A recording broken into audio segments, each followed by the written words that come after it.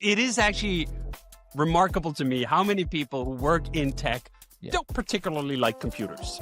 Even programmers who have to interact with them every day and make these computers dance, not all of them like computers. I love computers. I love computers just for the sheer machine of it. This is all moving so fast. But for someone who just loves to see computers get more capable, I mean, what a show.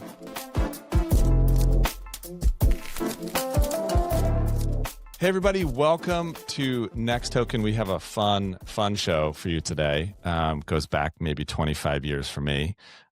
So that's always fun. And I'm excited to say we've got DHH, or David Heinemeier Hansson, here on the show. Good to have you here. How you doing?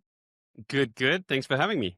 Good. Thanks for joining. I know, you probably just hopped out of your race car or something like that. So appreciate you making It's the off season. So I have a little bit of a break. All right. Fair enough. So I know you've done a ton of stuff recently. You've launched Hey 5 years ago, then it's Fizzy recently. There's a lot going on. So we're going to talk about all that. But first, I want to hand the mic over to Torsten, my illustrious co-host. Yeah. So I thought we should start by getting the blood boiling. So I got to take a step back, though. I think so. David, first of all, I've known you since 2010 or followed you since 2010. And I think you're maybe one of the top 5 programmers who influenced me. Without you, I wouldn't be here. Like, I did Rails for 7-8 years professionally. I read all of your books, all of the blogs, and we never met. I kind of was at all of the conferences you were at, but at the different times and in different places. But we had one brush, and that was my most viral tweet of all time was about cookie banners. And I ranted about cookie banners. And it was me at lunchtime going nuts. Like, before I threw my phone away, I'm like, I'm going to send this out in the world. And it went off. And then the next day, I think you quote tweeted it and said, this is why people don't browse the web anymore. This is why people use ChatGPT now. So I just want to open with this. Do you think that the EU that said, like, I don't know, what was it, like 5-6 weeks ago, they said they're going to make the cookie banners go away? Do you think this will actually help, or do you think the web is, I don't know, it's too little too late? There's too many cookie banners now. I think the cookie banners were a main contributor to why browsing the web in general was not an enjoyable experience. I think, in fact, the cookie banners were almost worse than the old pop-up banners that we used to have, like Punch the Monkey and all that stuff from the early 2000s before browsers started banning the pop-ups, because we kind of didn't have an easy technical solution to banning those damn cookie banners. I know there are certain plugins that could do things, but most people don't run them. And they've been an absolute blight on the internet. And even more than that, they've been a blight on the EU. I mean, I'm Danish, so I feel like I can black on the EU here with a fair punch. And it is a symbol of everything that's wrong about the bureaucratic state of the European Union, that the cookie banners had a premise that I think actually was noble. It had a noble idea about, let's try to limit the data collection and have some transparency. And all of that just didn't work. And it was obvious that it didn't work 5 minutes after we saw the first cookie banner. And yet it's taken literally 15 years to do something about it. I did hear that in the latest whatever out of the EU, they are going to basically remove it. But remove it, what does that even mean? It doesn't mean shit. The blight you've inflicted on the internet is going to be here for 30 years to come.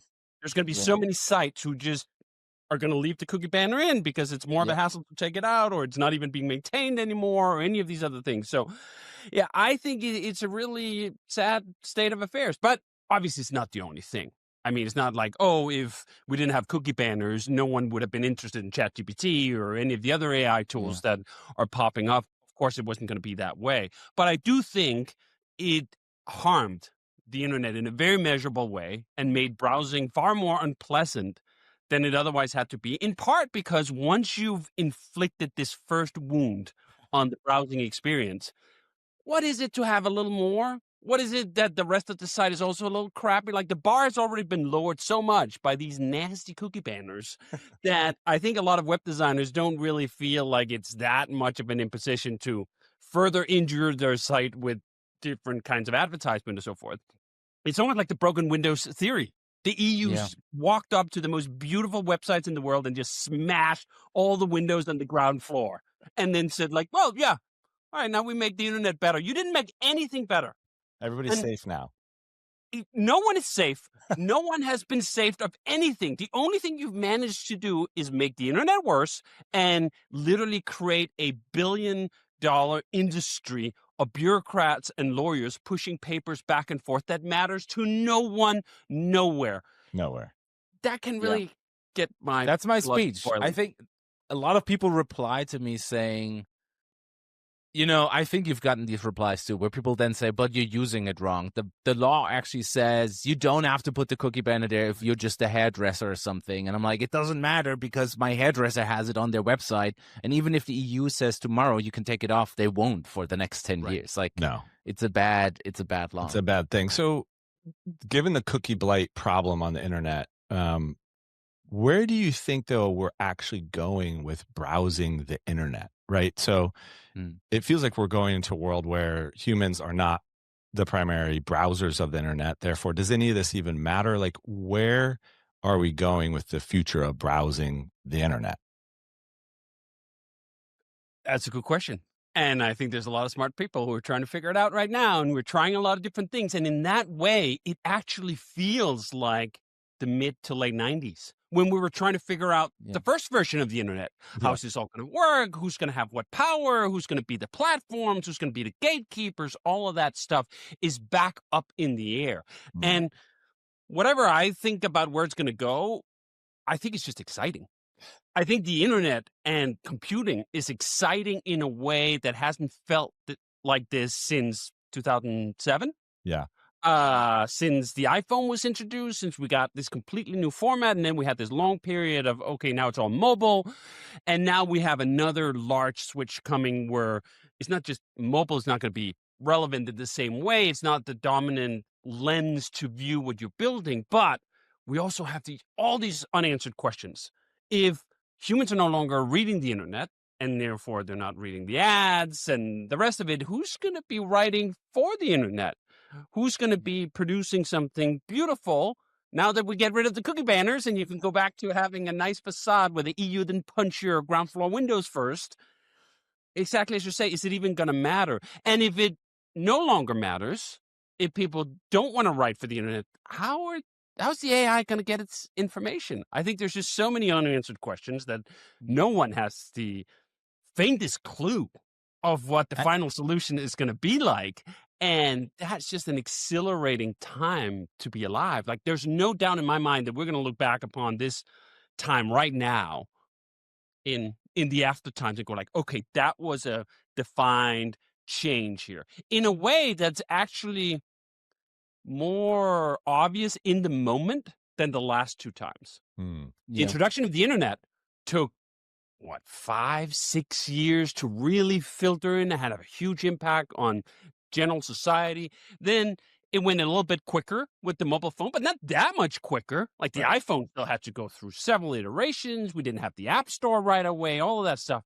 Yet AI showing up and is obvious in the moment. Anyone who used the first version of ChatGPT could just see, okay, this is completely new. This is going to rewrite the rules. So out of those three big changes we've had, the introduction of the internet, introduction of mobile, and now AI, this is the first one where we in real time know the world is going to look totally different. And we don't know what the final result is going to be. So I think the best thing you can just do is accept that, A, we don't know, B, that it's really exciting, and C, just try to hold on to your hat. Jump on there, carboy, and ride it and see where it goes. Because I think the other impulse that sometimes happened, it happened with the internet, it happened with mobile, is that there's a contingency that says, well, I like the way things were. I liked how everything were in before this. I don't like Gen AI. I don't like, maybe we get it's mediated with the internet at large. I don't like any of these things. Can we just roll it all back? No, Nope. no, you don't. Yeah. That power does not exist. You don't get to roll these things back. Now, you can personally choose that you're not going to use Gen AI, or you're not going to, I don't know, buy products where AI was part of the solution. But that's a very Amish way of thinking, Totally. which Yeah. in all times have been a very niche way of thinking. All the more power if that's you and that's how you want to interact with the world. Great. We need some fringe lunatics to sometimes remind us that things can actually be done differently, but it's not going to change the trajectory of history. 100%. Do you think, is your excitement coming from the fact that the dice are being rolled again and the rules are being rewritten and the game board has been thrown, round? Is that the big thing, or is it the technology that you're saying, look, like AI is going to change a bunch of stuff, and I'm excited about working with it and seeing how it changes? Like, where does the excitement come from? First and foremost, that I love computers and I love to see Really? computers do new things. And Yeah. I know it is actually remarkable to me how many people who work in tech Yeah. don't particularly like computers. Yes. Even programmers who have to interact with them every day and make these computers dance, not all of them like computers. I love computers. I love computers just for the sheer machine of it. I'm not just trying to be instrumental about it. I'm not just trying to use computers to accomplish something. There's a whole class of people who view the computer just as a tool to get somewhere. No. For me, it's much deeper. I just love the computer itself. Yes. And I love to see that computer do new things. And this is the most exciting new thing that computers have been doing probably in my lifetime, or at least it's on level with the network connected computer. Yes. Going from the Commodore 64 and the Amiga, and then boom, you're online calling BBSs around the world with a little modem singing these screechy, wonderful songs. That was also a big change in my relationship with the computer. And this is probably the second biggest one. Now, it's also exciting to me that the board just gets flipped, right? Especially, and maybe we'll talk about this later, we have some entrenchments. Apple. Yeah.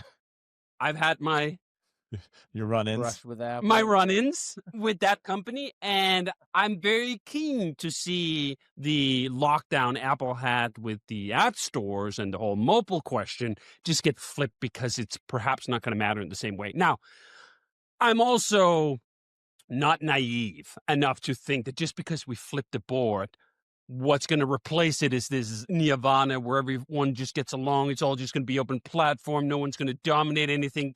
Come on. Like, that's not going to happen. Right. Whether the dominance is now going to be called OpenAI or XAI or Google again or whatever it is going to consolidate at some point. But right now, we're in the pre-consolidation phase. We have all these different companies all pursuing frontier models, and none is emerging as a clear winner. Like 5 seconds ago, the entire tech industry was ready to count Google out. Oh, they missed the boat. Like, they did the early research, and all you need is attention was a paper that came out of their group and all that stuff. And then they were behind for 9 months? And people were ready to call the death of Google. And now they're perhaps back in the leading position. They're certainly leading in some areas. And that's just exciting again, right? It's exciting that we don't know who's going to win in terms of the dominant positions that are going to come out of this. It's not even clear that that's what's going to happen. I mean, it's funny. A few weeks ago, I was tweeting about how it's a bit of a curiosity to run your local models. Yeah. Because I had tried some of the local models, I don't know, sometime before. And then literally this week, I've been running local models again. And I've been like, shit, the half-life of truth have accelerated to a point where any statement made 3 months ago quite quickly perhaps looks a little silly now. And I'm actually shocked at how good the local models have become. Now, they're not as good as the frontier models, but you go forward another 2 years, is it possible that there's not going to be any winner? That the winner is going to essentially be open models? That we're going to end up in a situation akin to what open source did to backend software, where we don't have dominance at all. We used to have dominance. We used to have Sun. We used to have IBM. We used to some extent, have Microsoft. None of that exists anymore.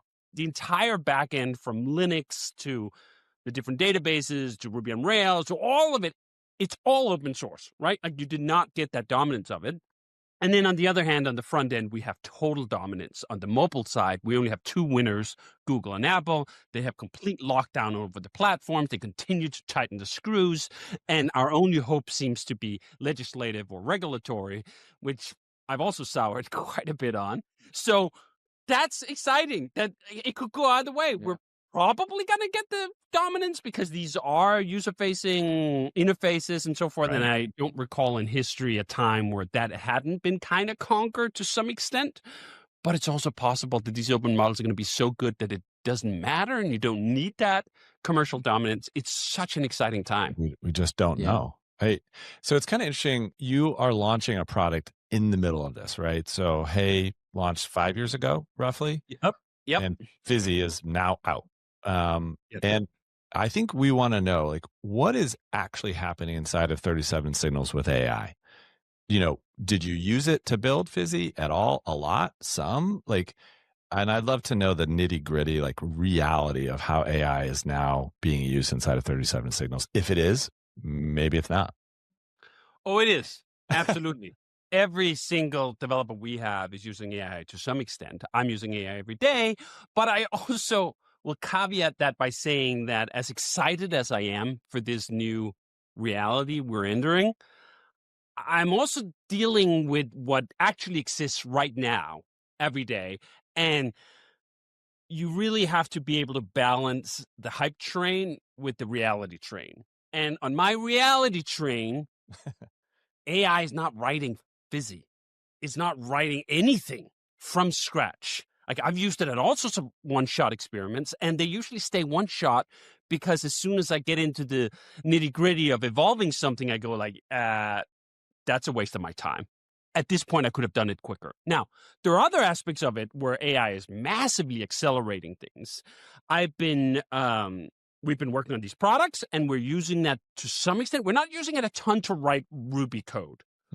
If we're using it to write Ruby code, it's usually kind of mechanical translations. Here's something that we know exists. Can you write that in a Ruby version? And that gives us a first draft. Like that can sometimes help a little bit. Where it helps more is on some of the Go code that has more boilerplatey stuff. There's more of a benefit, I'd say, there. But even those two, it hasn't changed the game. What it has changed is you want to learn a new API, you want to learn a new conceptual model, or even the experimentation we've done directly with AI, trying to build AI features that are valuable into the products. There's more benefit, but we're nowhere near the state of whatever the Anthropic CEO is going like, oh, in 5 minutes, we're not going to need any programmers. Like, what AI model are you using? Like, I'm Opus 4.5 or whatever we're at. None of that is true for the whole we're going to evolve it. Again, I'm keeping this open mind. I can see the promise there. I can remember where we were with the internet in whatever, 94, 95, and go like, okay, I can extrapolate. We may very well get there. We may very well get to a point where humans are no longer writing the majority of code. But if you look at Fizzy, 95% of it was humanly typed. Interesting. Really?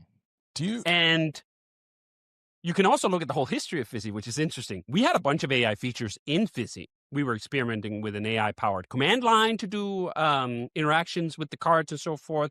We were experimenting with AI summarization of some of the things. And we didn't end up shipping either of them.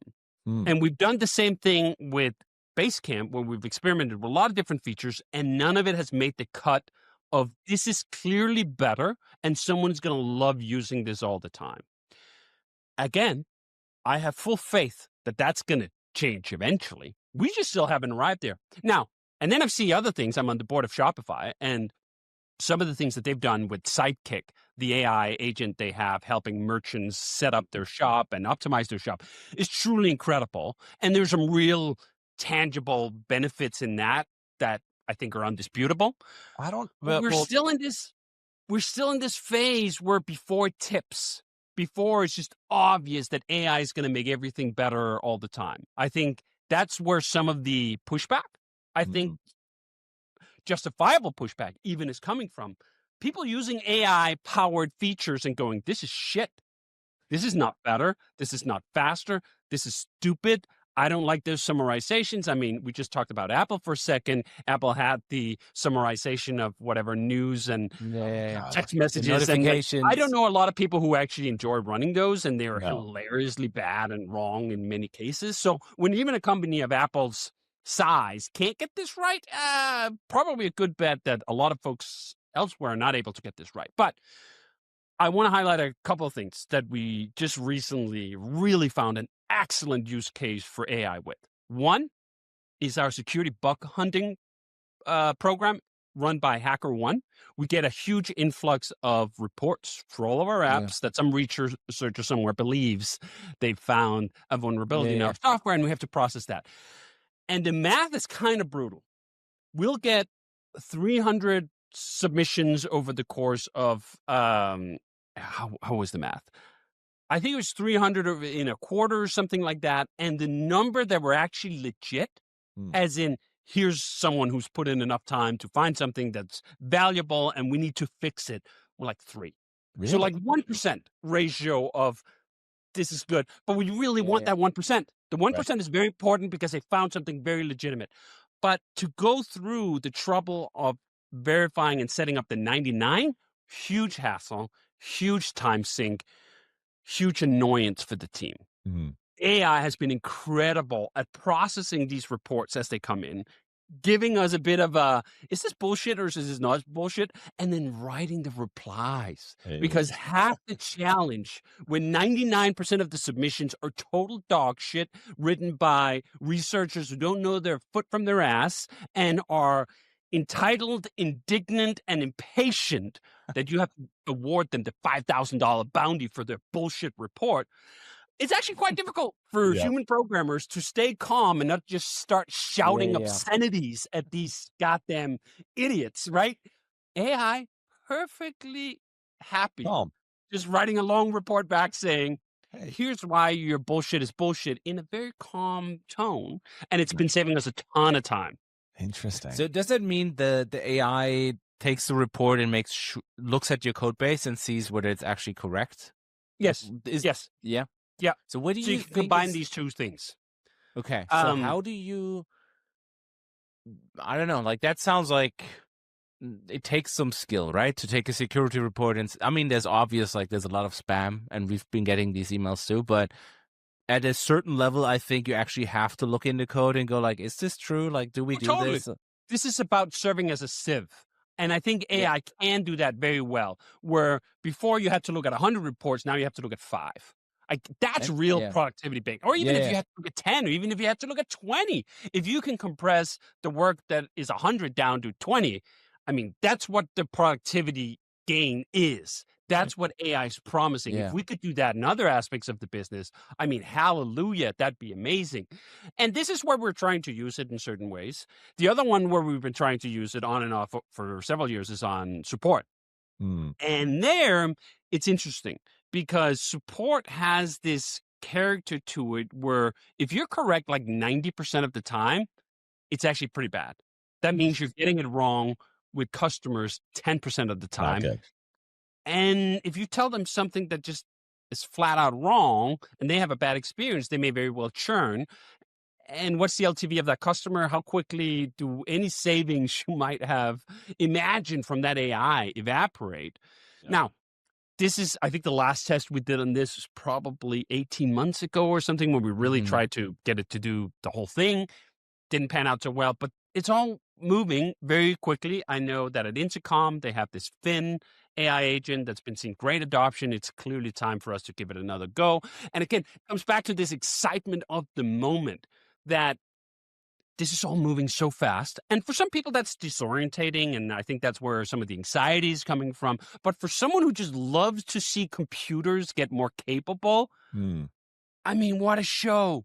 What a show to have a front row seat and see it in real time. We went from the guy eating spaghetti looking like a, I don't know, nightmare dream to this is indistinguishable. Very likely we're going to see that across so many different domains. And you have to keep your sense of wonder. If you're in this game at this moment and dealing with computers, your sense of wonder is your safety line. That's what's going to push back all the anxiety. That's going to push back all the uncertainty and make it bearable. Not that Yeah. we can get rid of the uncertainty or the anxiety even. Like, is my job going to exist in 3 months? That's a justifiable uncertainty and anxiety to have. But you can counterbalance it with a sense of wonder and go, aren't these little bundles of silicon clever? Yeah. Yeah. And they're amazing. It kind of leads to this sort of question about what is actually the future of the software business model and where are we going, right? Because it is wonderful and amazing, but it is so different. And I'm just curious that if you could like riff on your thoughts of like, where are startups going? Where are software products going? Where are software engineers going? Like, where is this going? What's clear to me now is that launching a new product today has never been easier in the terms of building the thing. Yeah. You have the AI assistants, the tools have never been better, Ruby on Rails has never been better. All these different things are amazing. And it's amazing for everyone. So therefore, the market is literally flooded with a gazillion, bajillion new launches all the time. So that's what you're up against. Yeah. You're up against the lowered floor. And I'm not sure everyone is as excited about the floor getting lowered when it's their launch that just goes crickets. Yeah. We just launched Fizzy. It was a good launch, but it was not as big of a launch as other things that we've done over time. And part of that is not just AI in a general sense, but social media algorithms in a particular sense. It used to be, if I had followers on X or Twitter, they'd see my stuff. And now on X, we're now bemoaning the same thing all the Facebook folks were bemoaning back in 2010, that you have a follower on your page and you can't reach them unless you pay Meta for the privilege. Yeah. It's not about paying anymore. It's just about the fact that I don't even see Jason, my business partner's tweets anymore. Really? It just doesn't even show up on my For You page unless he sends out a banger that goes viral. And that's what the whole thing has now been reduced to, that the value of a large followership has been dramatically reduced. That the reach I have with over 500,000 followers on X, for example, works very well when I'm putting out a sharp take, whatever, that goes somewhere, but it doesn't provide the benefit anymore when I want to do my right hook. Gary Vee had this book, Jab, Jab, Right Hook, where you put out 99 jabs, 99 just shares, 99 insights. They're all free. And then the 100th one is the right hook, where you ask for something. You ask someone to sign up for a product or a mailing list or whatever it is. And now the only thing people see are the jabs. The right hook just doesn't go anywhere.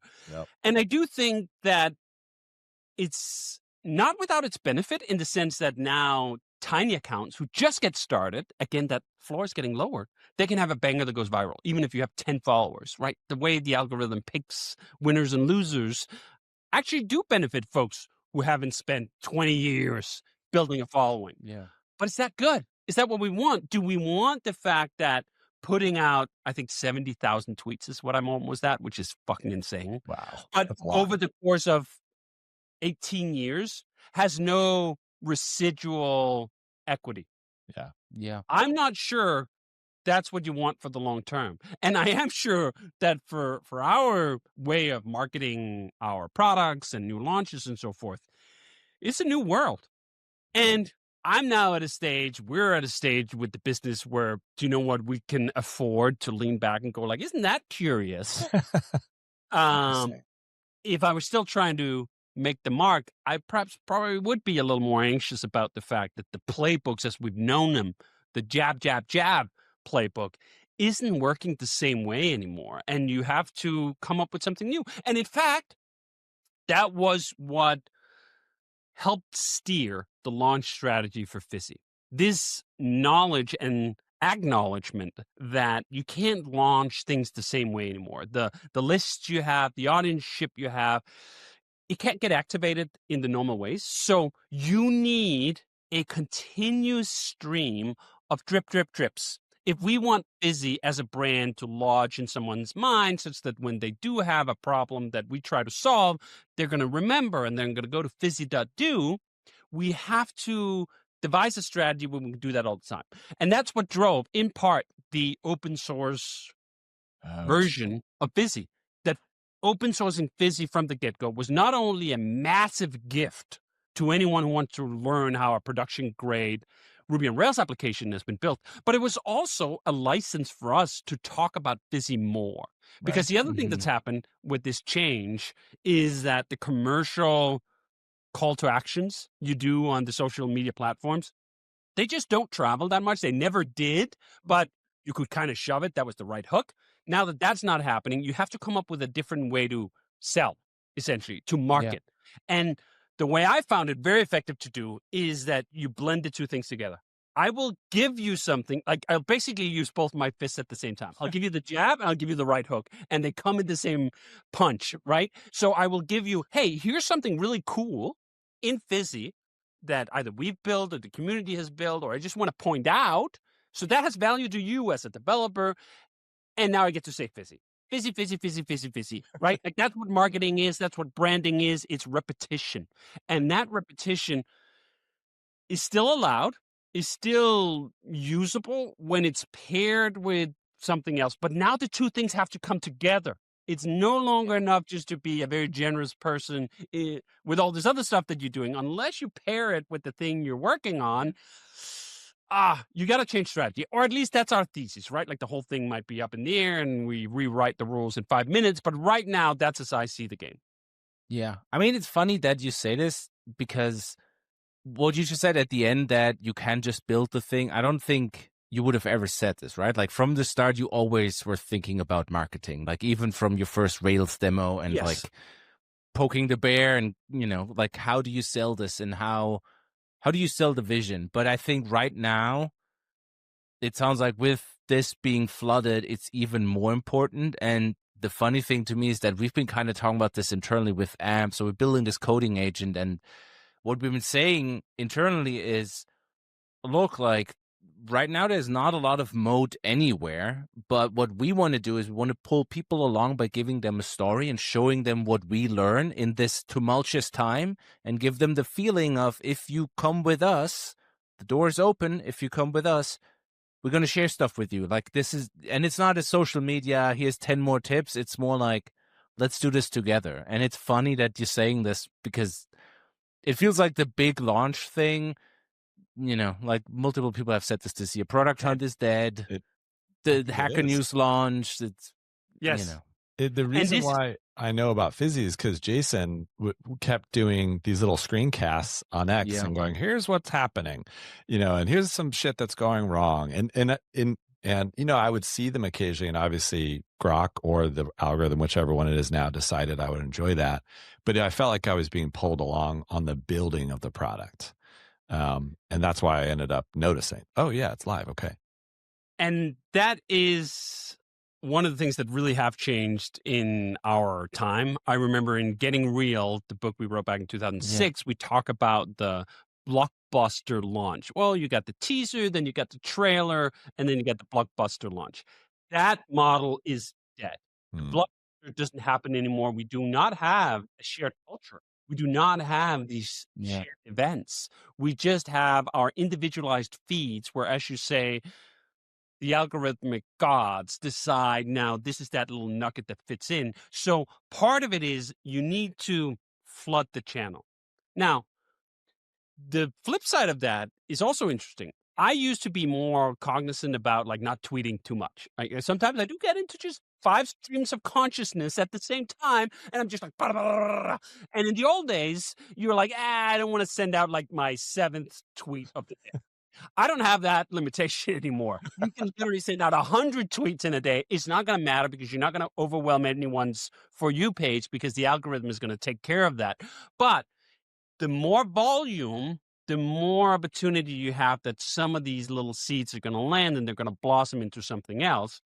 And you also need a longer duration. The Blockbuster launch was all about like, on this date, we do this thing. And then everyone is going to pay attention on that date. No, they're not. Nope. Pay attention to the same things anymore. But over time, if you think of launch not as a day, but as a quarter or as a year, or in some cases even as a decade, like this is just the build steps you have to do, things can still work because the normal or the underlying true value of marketing, the word of mouth activation you can do with a good story, with a good product, with a good hook, that still works. It's just so much slower. You're not going to have these massive peaks and then you're going to be gratified by that launch. Like launch in some ways is more anticlimactic than it's ever been. There's less, there's that mega spike. And I mean, as you say, for lots of people, there was never a mega spike because most things that launch don't do anything, right? Most things fail. And that was always true. But I feel like it's ever more true that you can't engineer the hit. This was another thing I learned or was reminded by over the summer as I was building Omachi, the Linux distribution that I've been having a lot of fun with. That as I got going with that, the value from a marketing perspective of sharing so much about the project and having this insane release schedule. I think in the first month, I did 40 releases or something just totally bananas, right? Like at a pace that felt truly exciting and invigorating because the whole thing was constantly up in the air. And that allowed me to essentially blast everyone's feed for like 3 months. And that's how I heard what was so fascinating about that blast was that people would recognize what was going on and yet still feel powerless to resist. I cannot give you the number of tweets I got. Like, fine, I've heard about Omachi for the 17th time. I'll give it a go. I give in. Fine, I'll install it. Which really, again, is this repetition. This was always what marketing was. There's this rule of thumb from, I don't know, maybe that's outdated now, but you have to hear a brand 7 times before it's going to launch as a way that can activate when you have the problem it's trying to solve, right? So I was just trying to get to 7 for as many people as possible with Omachi and trying to do what Jason calls the transfer of enthusiasm. That is... Again, it was always part of marketing, but it's been ever more part of marketing now because so much of marketing is becoming personalities. What we found too with the social media platforms is they never loved corporate accounts, but now they've ghosted all of them. Yeah. We cannot get anything to get any traction whatsoever on our corporate accounts. Like we tweet out from @37signals.com, crickets. We tweet out from Basecamp.com, crickets. Yeah. And then I look at these mega accounts. Millions of followers. I was giving them shit about this a while back. The Verge, for example. Like they get 5 replies. 25 or 2.5 million followers. They'll tweet out a story and like it'll get 2 likes. I'm like, first of all, how is this even possible? Like just mathematically. But it is. The algorithm now truly hates brands unless you're in like the god tier of Ryanair and Wendy's and whatever, and you literally have the best, funniest social media agitators running your account. That can work in and of itself. You have no chance if you're at a tier below S tier to get traction that way. Yeah. But you do have a chance to get traction if you can be personal about it, if you can transfer enthusiasm. And I kind of feel like that's always what we've been doing at 37 Signals. So in some way, the game has come our way. But in other ways, we've also realized that the game is still brutal. Even for us, it's exhausting in a way that I remember seeing some YouTubers talk about. Like if you're an influencer, if you're a content creator, like both 2 of the most loathsome words in the modern vocabulary, right? Like influencer, content producer, God damn it, just jump off a bridge now. But the pressure to constantly be producing because the only way you sustain the moving average is just chop, chop, chop, chop, chop, right? Whereas before, there was more of a release from the big blockbuster launch because you put in all the work, you did your teaser, you did your trailer, then you did your blockbuster, and then you could relax for 5 minutes. Not anymore. That doesn't exist in the same way anymore, and therefore the pace of everything has increased to a point that I'm happy I don't have to collect my fortune now. I was going to say, like, we've been releasing, I think we've had like 8 release posts in the last 10 days or something. And it's the same thing what you've been doing with Omarchi, because you need repetition, but the empty repetition of, say, 5 years ago, where you say, we had a big launch. Hey, remember our launch 2 days ago? Remember our launch a week ago? Does not No. work. You need to always have new content. Otherwise, the algorithm doesn't put it out. And the pace is incredible. And in our field, building AI agents, you also have the big model providers where they then drop a new model. And 2 days later, people are like, why haven't you switched? Why haven't you picked up the new thing? So there's a lot of crazy stuff. And my question to you is, as the person who wrote It Doesn't Have to Be Crazy at Work, like, how does, you just said it basically, right? But I think, like, how does this in practice change software development? Because there's a lot of, you always were a fan of small companies, right? And in small companies, you have to focus. And it sounds like if you want your product to be successful, you now also have to divide your day into, here's when I tweet and put out content, and here's when I share that. Like, you have to be constantly on. Like, how do you see this affecting, I don't know, the role of software development or software companies in the future? Is it marketing and software merging, or what's the story? I would always say that these things were the same. That marketing is everything, is literally a chapter out of Rework. And everything means software, it means launches, it means support, it means the random tweets, it means the writing, it means the podcast, it means all of it. We've been doing this for 25 years, but I will agree that the pace and the appetite of the algorithm is just insatiable now in a way that did not feel the same before. But I also think maybe this is just what increased competition looks like. When we were doing Basecamp back in the day, the industry was tiny compared to how big it is now.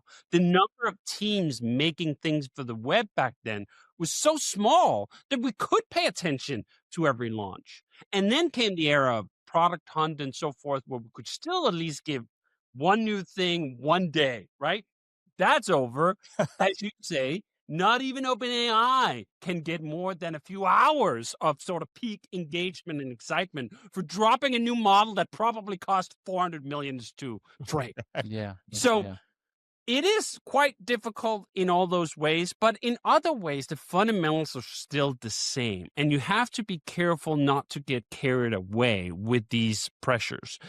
The leverage from building interesting things, doing interesting things, is the same.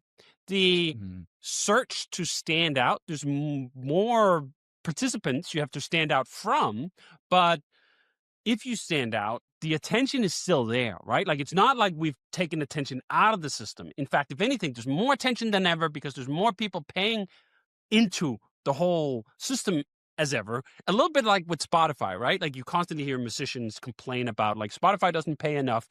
And then you look at the stats, and the music industry now is as big or bigger than it's always been. Right. And more of those proceeds are going directly to musicians in many cases because they no longer have to sign these onerous publishing deals and so on and so forth. So part of it is that, right? Like, part of it is that we're complaining about things being amazing and no one being happy. Like, what's his face would say about internet on a plane. Louis C.K. has this great bit about how everything is amazing and nobody's happy. And I do think there is something to that it is amazing, and it is amazing how many people can build and how quickly they can build. And then naturally that leads to more competition. If there's one thing capitalists hate, it is competition, which is the great irony of that wonderful system, right? We're all trying to find the moat. And what is the moat? The moat is, who's the moat keeping out? Not dragons, competitors. Competitors. That's who the moat is designed for, right?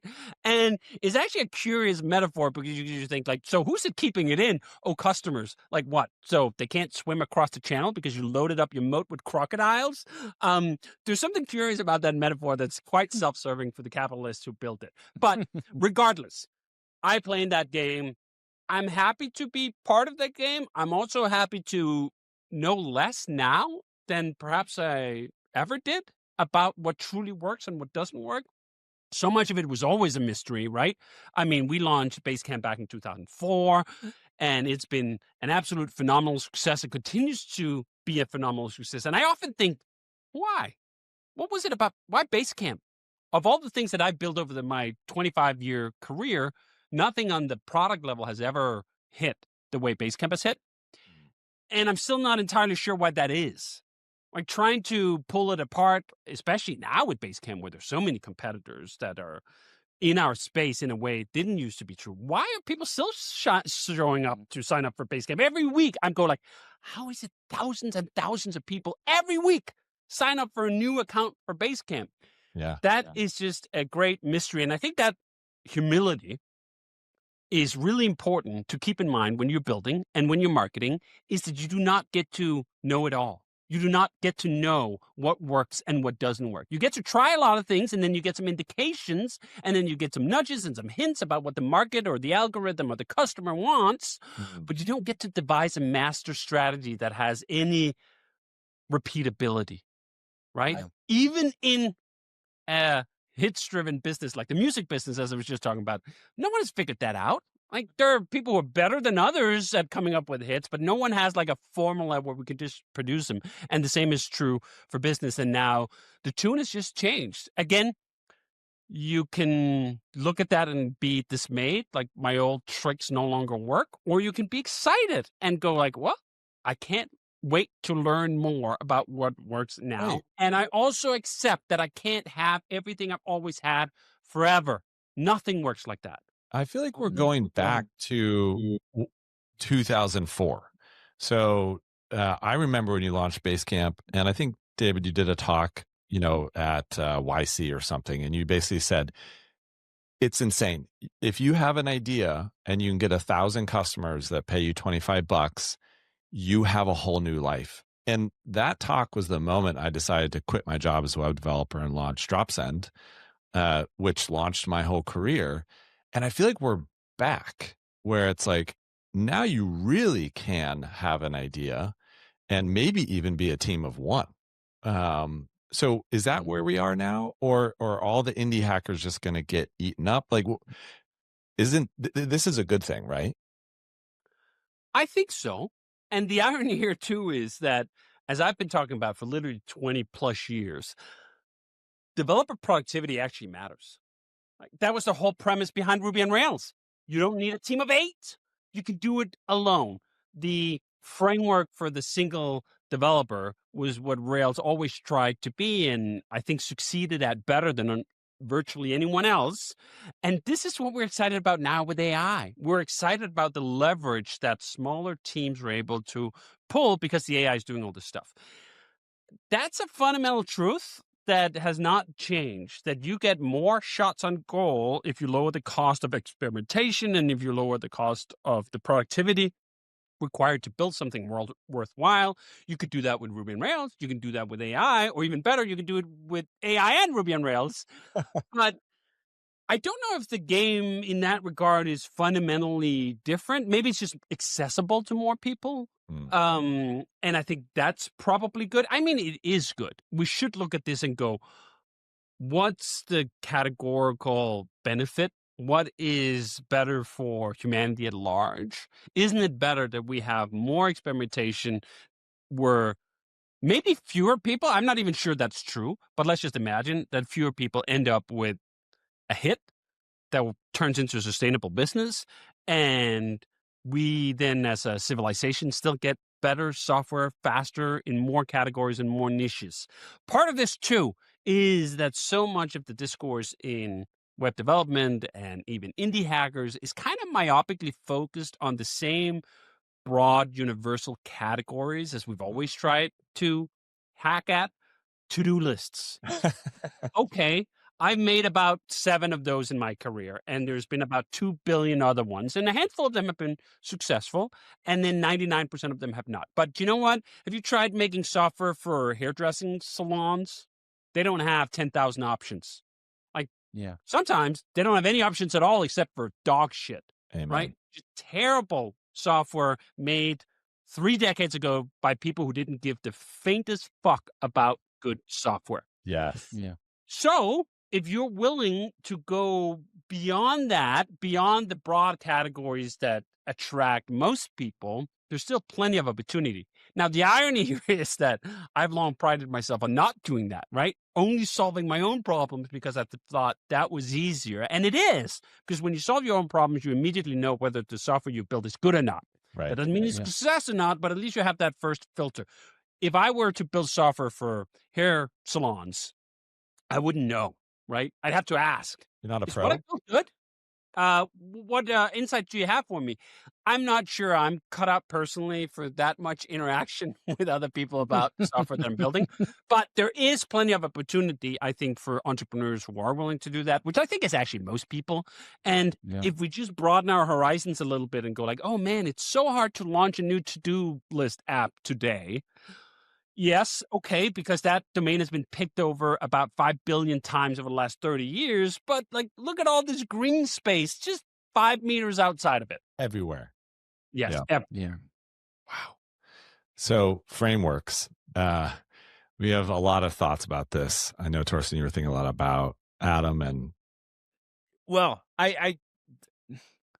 the puzzle that I can't solve here is that, David, you said 95% was written by hand still, right? You use AI all day long. For me, it's the opposite this year. I think now 90% of my code is written by AI. And the puzzle for me is, where do you see these productivity gains come from? If you're saying I don't use it to write code, or it doesn't write code for me, like, how do you know, like, because a small company that builds software for a hairdresser doesn't need a support team, or it doesn't need, you know, something else like on the peripherals. It's mostly about shipping the software. So where do you see this coming from, the AI making software development faster?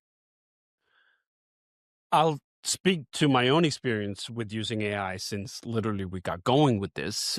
Yeah.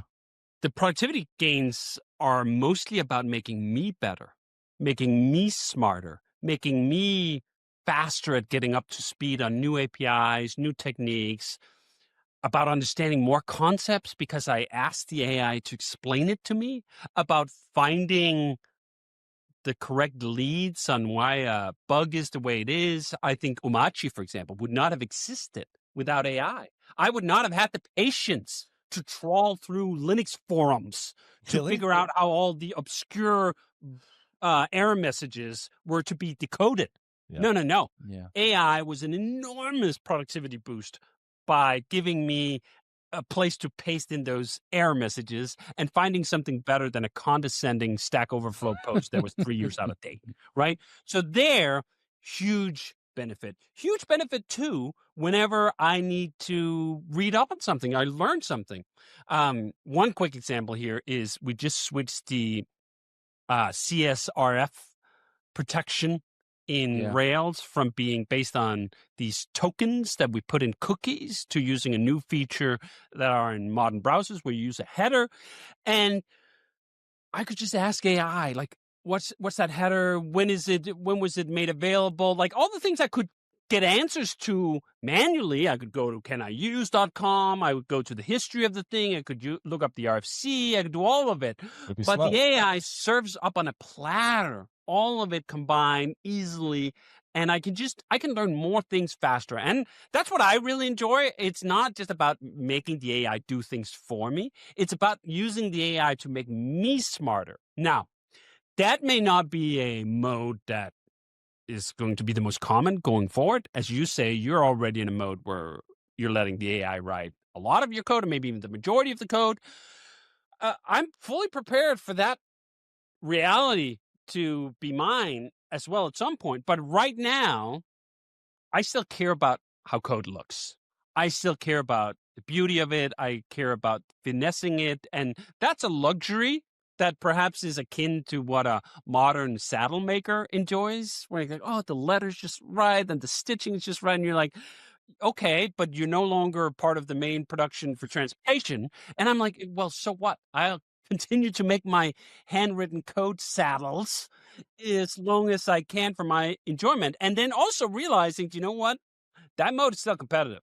Like, I'm not feeling that we're falling behind at 37 Signals in terms of our ability to produce in terms of our ability to launch things or improve the products. And this is why I'm a little skeptical about the claims that AI is already now at a place where you can take your standard SaaS business and then fire half the programmers and still go faster. Mm. I've not seen that. And this was the fundamental test I applied to the cloud as well. We got out of the cloud a few years ago because the fundamental test of can we do more with fewer people for less money never panned out. And in fact, I shouldn't say never. I've generally not heard that panning out anywhere else either, that the cloud was not able to cut your ops team in half and save half the infrastructure budget. Right. Usually, many times, it was the opposite. Going to the cloud doubled the team size and quadrupled the invoices. Didn't you, when you switched, you saved something like $1 million a month? It was some huge number.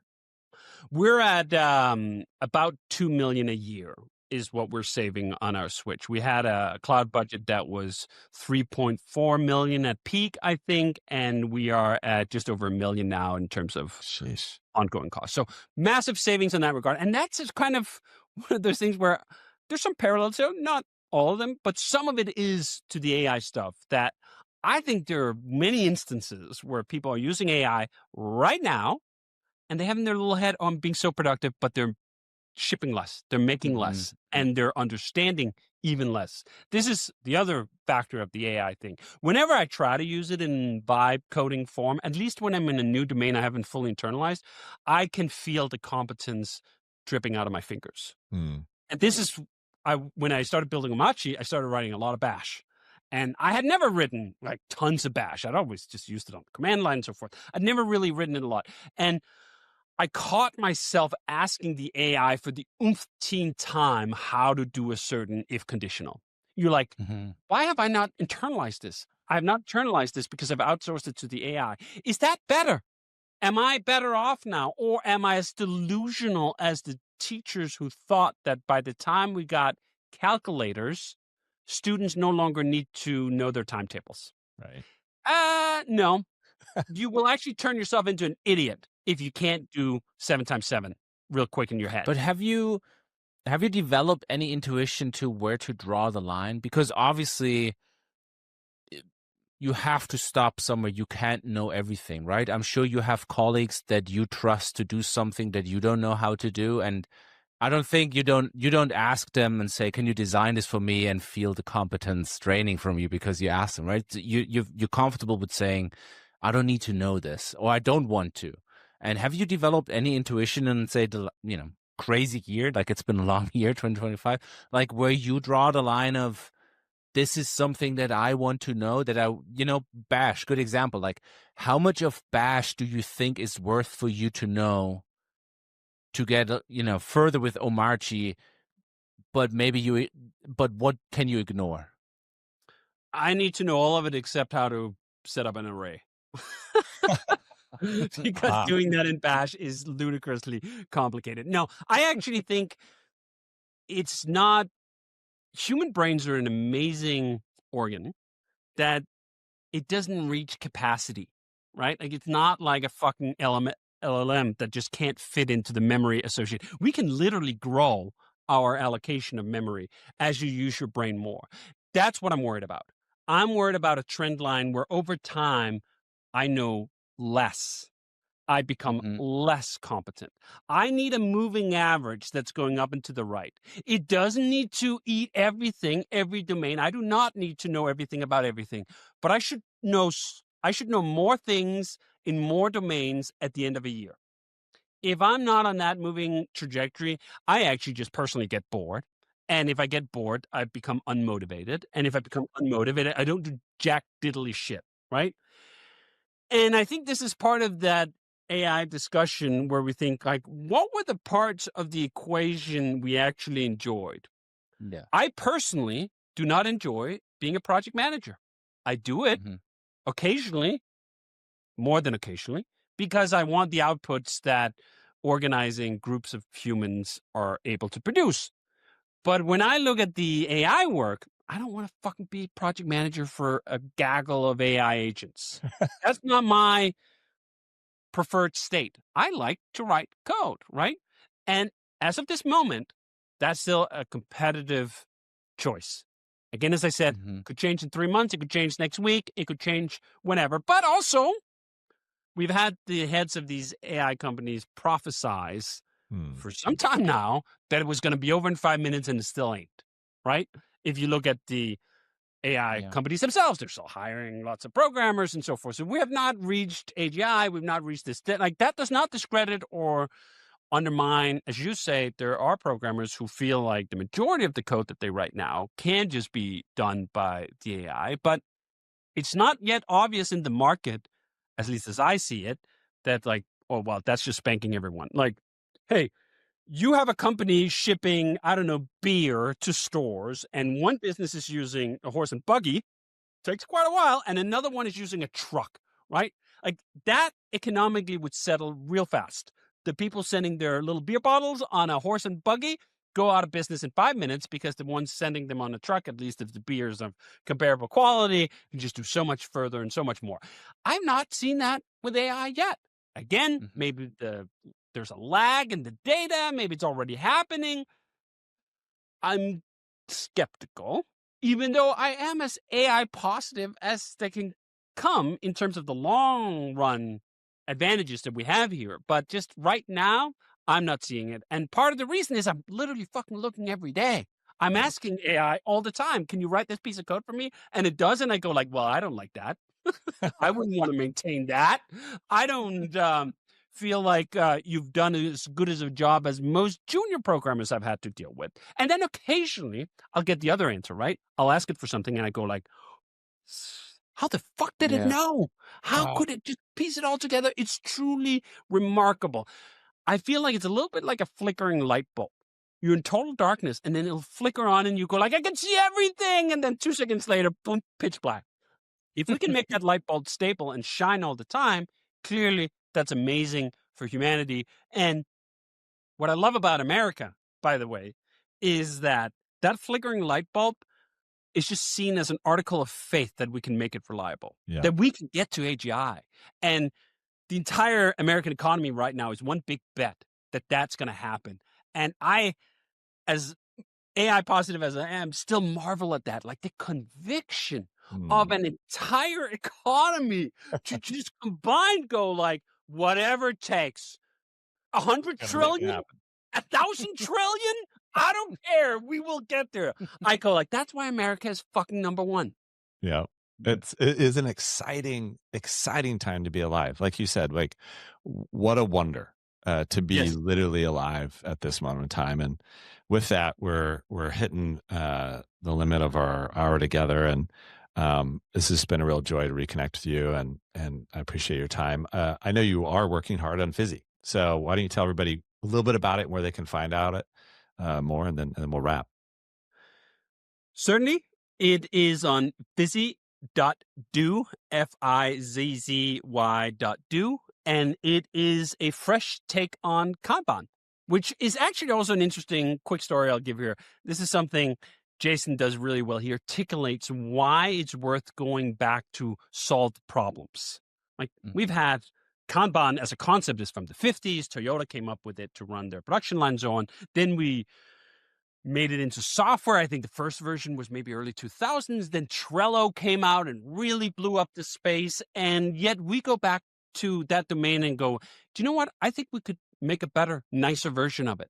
And when it comes to software, that is something a lot of people have a hard time understanding, that you can revisit a problem domain that there are already plenty of entrants in just because you want to make something better, more fun, more lightweight, more colorful, more enjoyable, have fewer features. All of these loving aspects is what we baked into Fizzy and made it really affordable. It's 1,000 cards for free and then $20 a month after that. And then we've also given the entire code base away as open source. For anyone who want to self-host it, they can do that for free. We're not paying for servers. You knock yourself out. They can contribute to it. They can learn from it. Fizzy has been a real joy to work on, and it serves as a lab. We're working on Basecamp 5 right now. We got to try a lot of these new techniques, both on the programming side and on the product side, and we will take the best ideas of that and roll it into Basecamp 5. And if you care about any of the stuff that I generally have to say about this or any other topic, dhh.dk is where you can find all my stuff. Fab. Well, wonderful to have you here, and can't wait to see where everything goes in the future with you. So appreciate your time. We'll catch you next Thanks time. for having me again. It was a Thank you, pleasure. David.